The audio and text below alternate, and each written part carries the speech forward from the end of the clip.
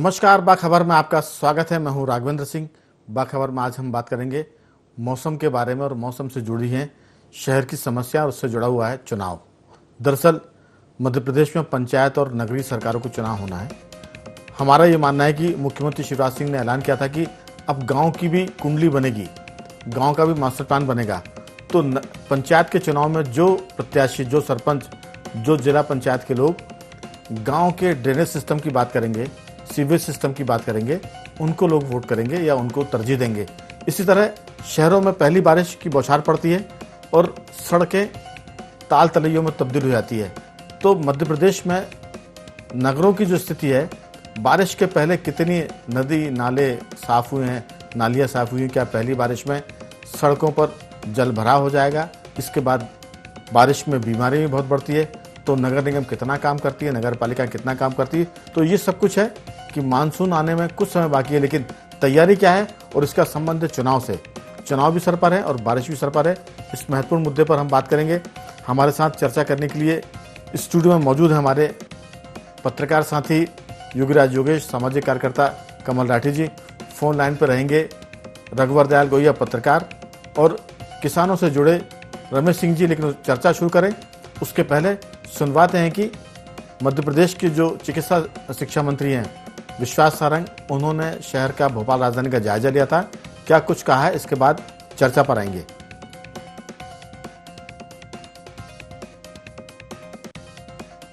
नगर निगम बहुत एफिशिएंट है। नगर निगम के पास अमला भी है, गाड़ियां भी हैं और कार्य बहुत तेजी से चल रहा है। बरसात के पहले समस्त नालों की सफाई होगी और समुचित रूप से होगी। जहां तक रोड की स्थिति है तो जो भी खराब सड़कें हैं उसका भी सर्वे हो चुका है, उनका भी संधारण तेजी से शुरू हो चुका है। क्योंकि सीपीए अब नहीं है, तो सीपीए की जो सड़कें नगर निगम को मिली हैं या पीडब्ल्यूडी को जिनको मिली हैं, वो भी अपने अपने स्तर पर समस्त सड़कों के संधारण की, उनके मेंटेनेंस की व्यवस्था कर रहा है।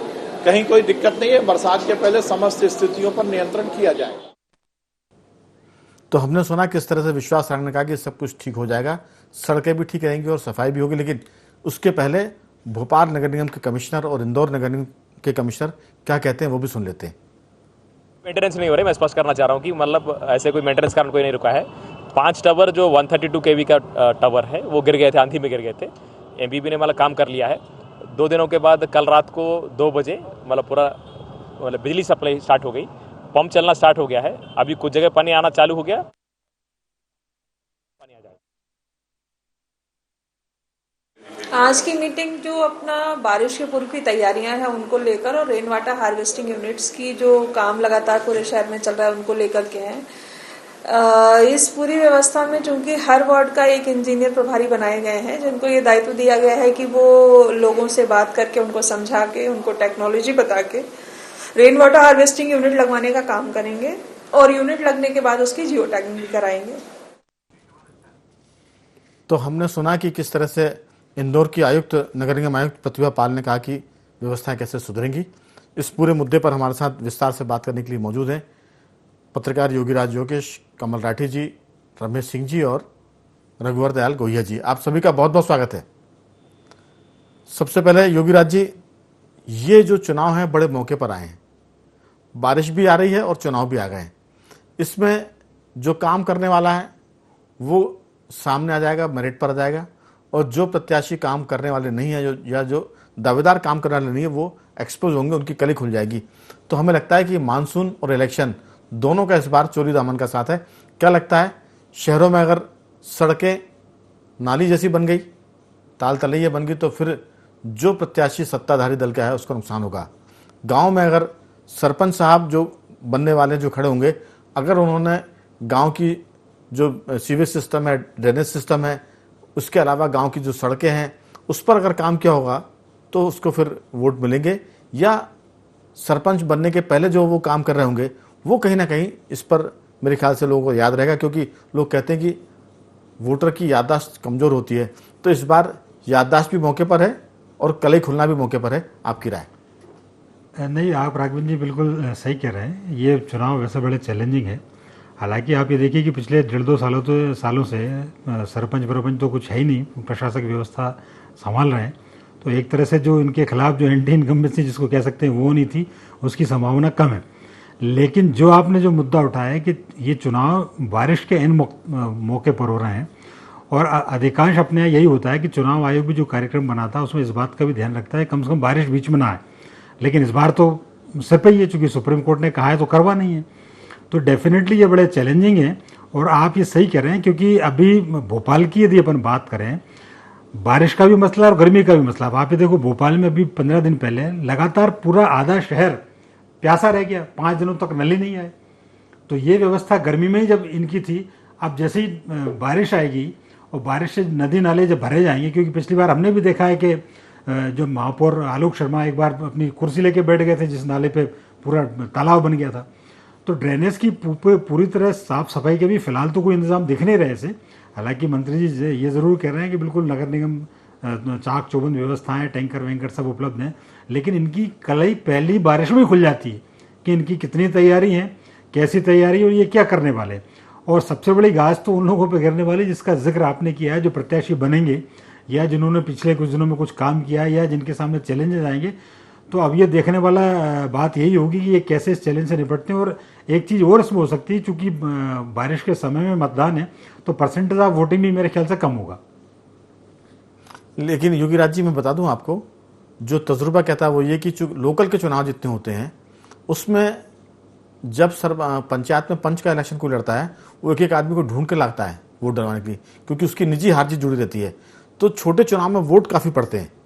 बड़े जैसे चुनाव बड़ा होगा, विधानसभा का हो जाएगा तो वोट कम हो जाएंगे, लोकसभा में और कम वोट हो जाएंगे। लेकिन छोटे चुनाव में सबको पता रहता है, फिंगर टिप्स पे रहता है कि किस वार्ड में कितने हैं, वो चाची नहीं आई, वो भाभी वोट डालने नहीं आई, वो दीदी वोट डालने नहीं आई। तो ये सब चीज़ें उसकी नज़र में रहती है। तो मुझे लगता है कि वोट का प्रतिशत तो बढ़ेगा। लेकिन एक बात ज़रूर है कि जो आपने बात की है कि ये जो चुनाव है वो सर पर है पानी साथ, हम भी इस बात का जिक्र कर रहे हैं। लेकिन कुछ ना कुछ रास्ते मेरे ख्याल से पॉलिटिकल पार्टीज निकाल सकती हैं।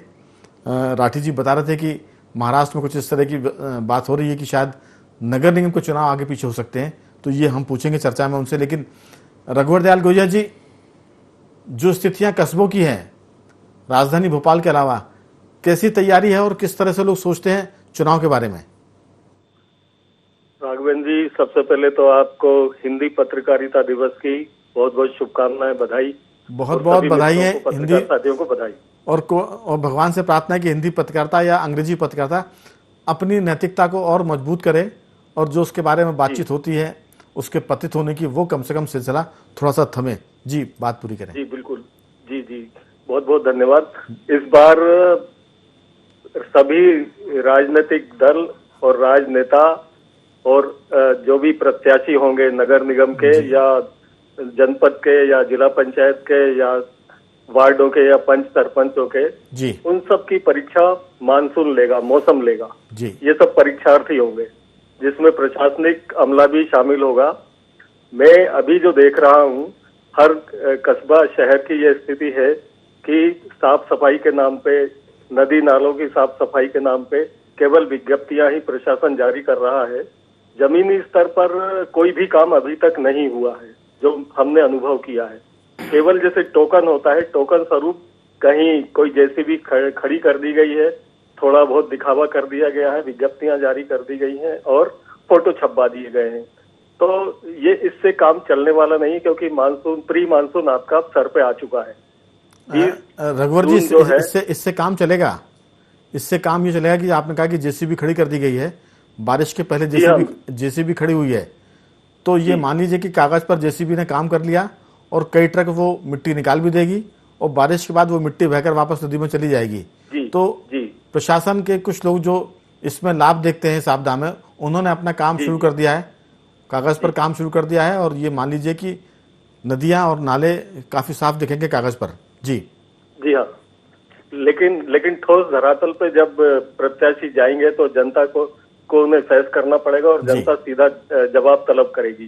जैसा कि आपने अभी बताया कि शहर की सड़कें जो हैं वो भी नदी नालों में तब्दील हो जाती हैं। हमारे माननीय मुख्यमंत्री जी का विधानसभा क्षेत्र बुधनी है, आपको पता ही है कि नर्मदा मैया थोड़ा भी अगर पानी, बारिश का पानी तेज हुआ तो मेरे ख्याल से कम 3 से 4 दर्जन गांव जो है, ग्राम पंचायतें, वो जलमग्न हो जाती हैं और वहां पे किसी भी प्रकार के कोई साधन नहीं बन पाते हैं। तो वहां दिक्कत आ सकती है। लेकिन सरकार ने, भारतीय जनता पार्टी की सरकार ने वही है, अपनी कसावट और अपना काम शुरू कर दिया है। आज ही आपने देखा होगा कि फुल पेज के विज्ञापन जो है नगर निकायों को लेके लोकल स्तर पर दे दिए गए हैं और उसमें ये कहानी बताई गई है, ये कहा गया है कि करोड़ों के काम हमने कर दिए हैं और करोड़ों के काम अब हम आगे करने जा रहे हैं। बात फिर वही सीधी आ रही है सामने कि जमीनी स्तर पे काम कितना। तो ये जैसा आपने बताया कि अब जनता जो है प्रत्याशियों से सवाल करेगी कि आपका अगला प्लान क्या है। आप दरअसल ये मौका ऐसा है ना, अगर बारिश के बाद चुनाव होते तो सवाल भुलाए जा सकते थे। बिल्कुल। अब घर के सामने पानी भरा हुआ है, नाला सड़क पर आ गया तो लोग सवाल करेंगे ना। तो मुझे लगता है कि जो आपने कहा कि एग्जाम है, एक तरह का परीक्षार्थी प्रत्याशी भी है और प्रशासन भी है, तो जरूर लोग उनसे पूछेंगे कि आपने काम क्या किया, आपने नाली साफ नहीं कराई, पानी सड़क पर आ गया पहली बारिश में, प्री मानसून में सड़कें तालाब बन जाएंगी। मुझे लगता है कि ये काम अभी वो जो प्रत्याशी खड़े होने वाले हैं उनके ऊपर होमवर्क करने का है कि वो नगर पालिका, नगर निगम या जो जनपद में सीईओ होता है उससे काम कराए, उससे दबाव बनाए और काम जो कराएगा वो मेरे ख्याल से वोट पाएगा और जो काम नहीं कराएगा उसके हारने की संभावनाएं बढ़ जाएंगी। मुझे तो लगता है कि ये बहुत राइट टाइम इलेक्शन है और क्योंकि जो टाइमिंग है वो बहुत गजब की है। मैं लौटूंगा आपके पास। हमारे साथ इंदौर से अविनाश जुड़ गए हैं। अविनाश जी, बहुत बहुत स्वागत है आपका। जी सर, राघवन जी, क्या हालत है इंदौर की? क्योंकि पिछली बारिश में तो 200 से ज्यादा जगह इंदौर में हालत खराब हो गई थी। बिल्कुल राघवन जी, आपको बताएं कि पिछली बारिश की अगर हम बात करें तो इंदौर की जो अधिकांश सड़कें हैं, वही बीआरटीएस की बात करें या निचली बस्तियों की बात करें, तो सभी जलमग्न नजर आई थी। नाला टेपिंग के नाम पे जो इंदौर में जो पूरा जितने भी ड्रेनेज सिस्टम है उसको लेकर बात कर ली जाए तो कहीं ना कहीं नाकाफी साबित हुए थे।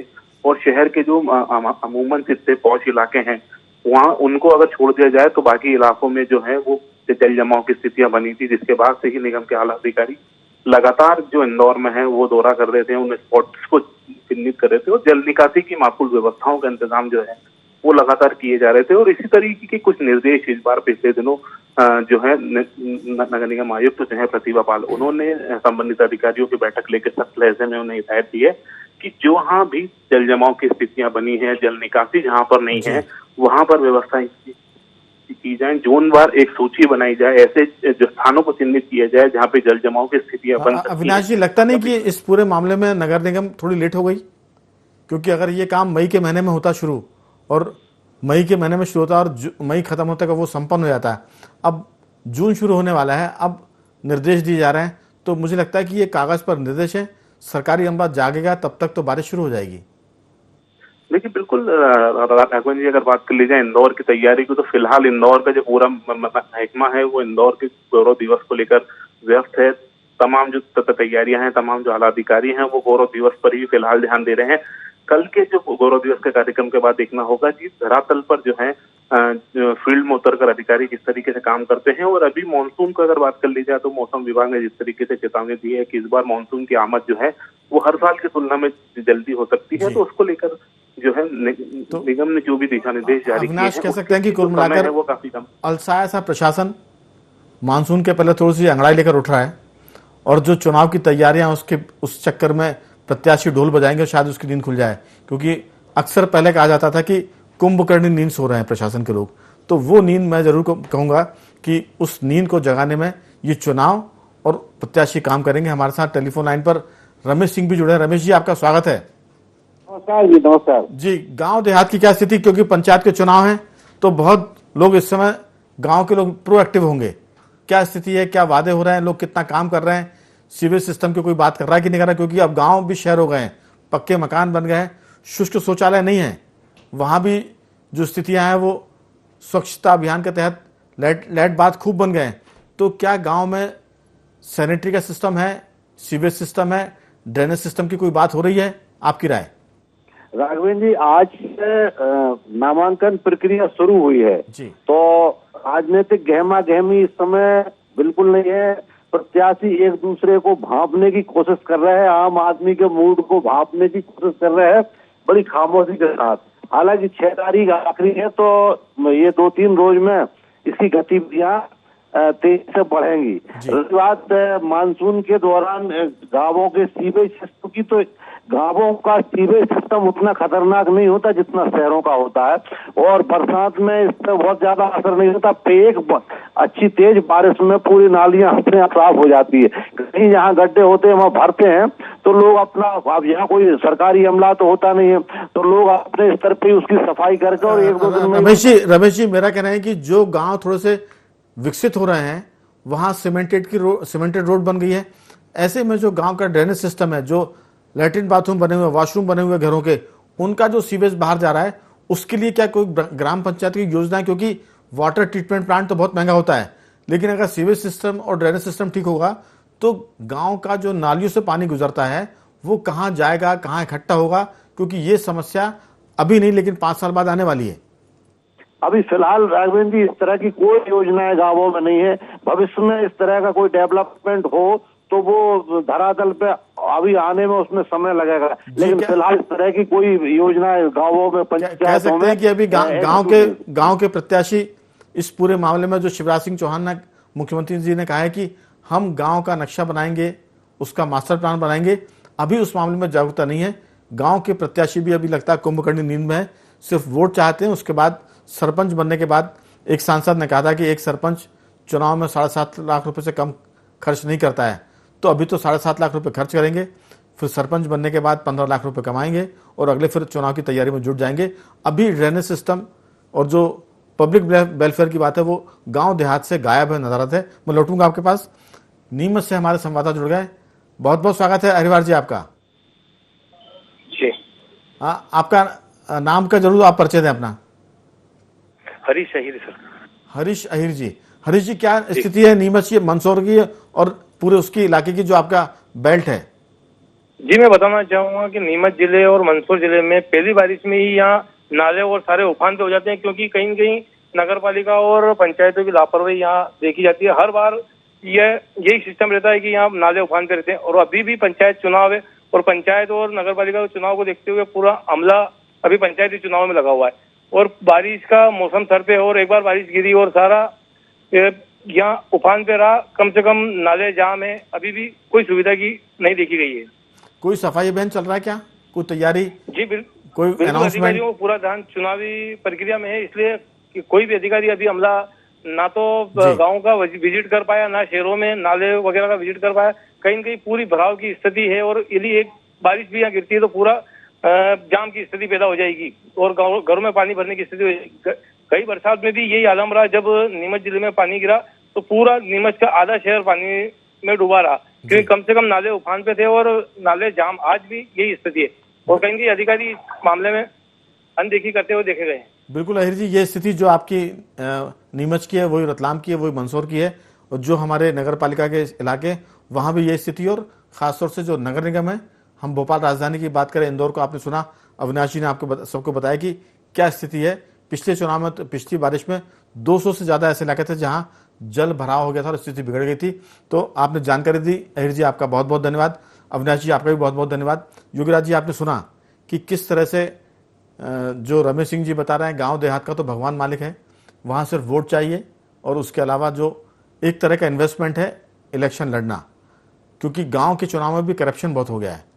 तो अभी कोई मास्टर प्लान की बात नहीं कर रहा है, अभी बहुत कम ऐसे लोग होंगे जो ड्रेनेज सिस्टम की बात कर रहे हैं, बहुत कम होंगे जो सीवर सिस्टम की बात कर रहे हैं, क्योंकि अगर सिस्टम अभी नहीं बना तो फिर जब स्थितियां बिगड़ेंगी गांव देहात की, तब उसे बनाने में लाखों करोड़ों रुपए खर्च होंगे। अभी तो लोग इस पर अलसाए हुए हैं। आपकी राय? गांव में एक ही सिस्टम बना हुआ है, और वो है कि पैसे की हिस्सेदारी की जाए। कैसे की जाए? ये सीवेज ईवेज सिस्टम से उसको कोई लेना देना ही नहीं है। सरपंच से पूछो कि सीवेज सिस्टम होता है क्या, तो हो सकता है कई सरपंच बता भी ना पाए। और आजकल सरपंच बनने के पहले ही वो गणित लगा लेते हैं कि मुझे इतना पैसा लगाना है, उतना कहाँ से निकालना है। और गाँव ग्रामीण अंचलों में जो ज़्यादातर काम हो रहा है वो सीवेज की बजाय वो जो ग्रामीण अंचलों की छोटी छोटी सड़कें बनती हैं, सरपंचों को ध्यान उन पर रहता है, उनके लोग कोई ठेका ले लेते हैं, और सड़कें हैं, छोटे छोटे मुरम डलने के काम हैं, इनमें उन लोगों की ज़्यादा रुचि रहती है। इसके अलावा आजकल सीवेज के अलावा सोसाइटी के काम भी में भी नेतागिरी बहुत ज़्यादा हो रही है, चाहे राशन का मामला हो, चाहे केरोसिन का मामला हो, चाहे दीगर बातें हो, चाहे जो खाद बीज का मामला हो।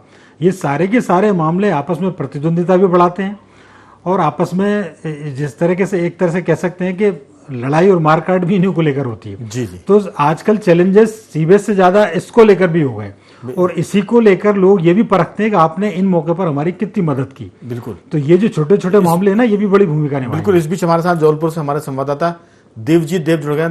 आपका बहुत बहुत स्वागत है। जी जी राघवेंद्र क्या जबलपुर की क्या स्थिति, क्योंकि ये भी एक महानगर है भोपाल मध्य प्रदेश का, क्या स्थिति बहुत संक्षेप में आप बताएं कि नाले नालियों की सफाई कैसी है और क्या चुनाव को लेकर कोई फर्क पड़ने वाला है इस पर? निश्चित ही संस्कारधानी कहा जाता है जबलपुर को राघवेंद्र जी। संस्कारधानी, संस्कारों का शहर भी है ये, पर स्थिति जो है वो काफी भयानक जबलपुर की स्थिति है। नाले नाली जो है वो तूफान जो है दिखता है जब पानी यहाँ पर बरसात होती है।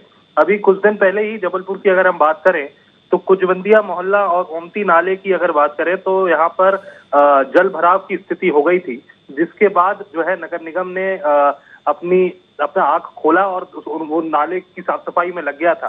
फिलहाल हमने भी बातचीत की, यहाँ के स्वास्थ्य अधिकारी हैं नगर निगम के भूपेंद्र सिंह, उनसे बातचीत की तो उन्होंने ये कहा कि जल भराव की स्थिति तो जबलपुर में बनेगी नहीं, लेकिन जिस तरीके से जो ये विजुअल सामने नजर आए, वीडियो नजर आया, हमारे पास भी है, जो कि नाले जो है देवजीत, हमारा फोकस इस बात पर है कि क्या नगर निगम की अव्यवस्था, शहर की बदहाली, बारिश के समय चुनाव हो रहा है, क्या ये मुद्दा बनेगी वोट पाने का और हारने और जीतने का?